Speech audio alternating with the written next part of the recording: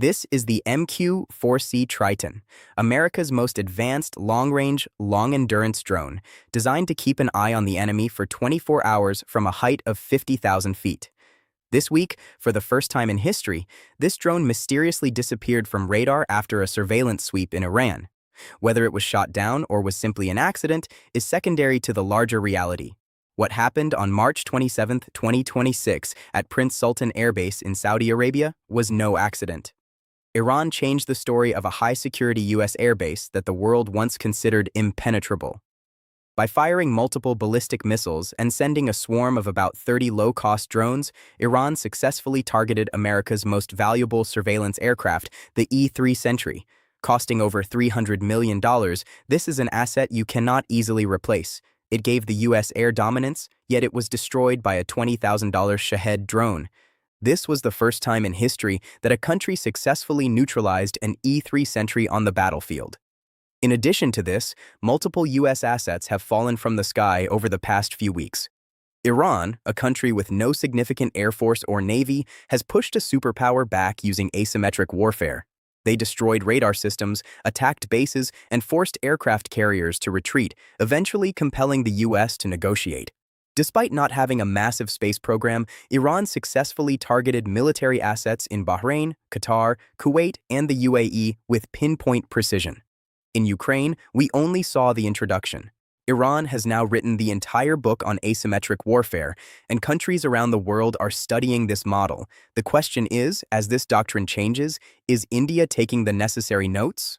While we have nuclear weapons, so do our neighbors. War must now be won not by force, but by cleverness and technology. We must look at where we stand. France refuses to share the Rafale's source code, and our indigenous programs often face delays. Recent events in Iran serve as a warning for where we should focus our investment. New revelations show that Iran secretly purchased a spy satellite, TEE-01B, from a Chinese company in 2024. As soon as it was launched, it came under the control of the IRGC, allowing them to map every major U.S. base and radar installation in the Gulf with 0.5-meter resolution, enough to read the tail number of an aircraft from space. To hit these targets, they needed accurate guidance.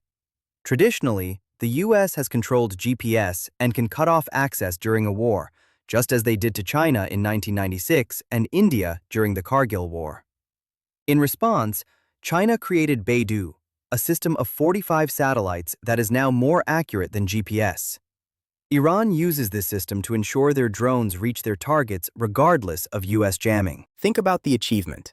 A country under decades of sanctions reverse-engineered technology to create the Shahed drone and used hired satellites and foreign navigation to defeat trillion-dollar war machinery.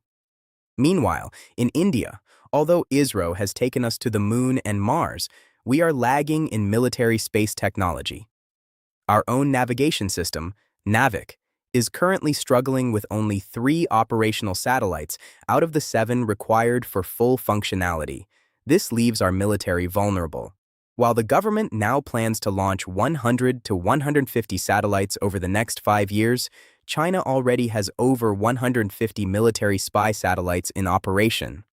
As the world shifts to a multipolar order, military expenditure is skyrocketing, and India must gear up to move beyond just importing equipment. We must also question our investment in white elephants. India is preparing the INS Vishal, a nuclear-powered aircraft carrier. But can such a 40,000 crore asset withstand a swarm of $20,000 drones? The reality is that no current defense system can guaranteed to stop a mass drone attack or a Mach 5 hypersonic missile.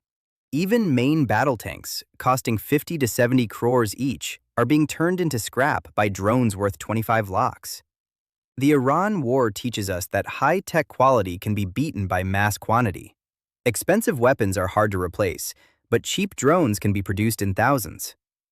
While India spends billions on a few high-end drones for surveillance, the same money could produce an army of 70,000 kamikaze drones.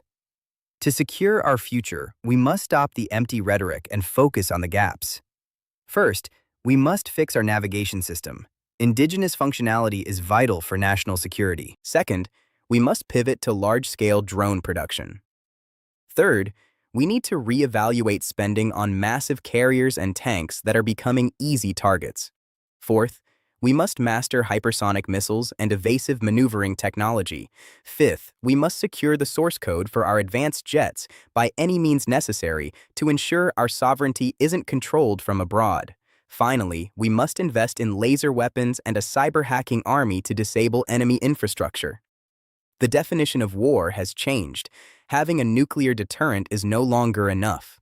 The tactics are moving faster than the hardware, and we must adapt our techniques just as rapidly.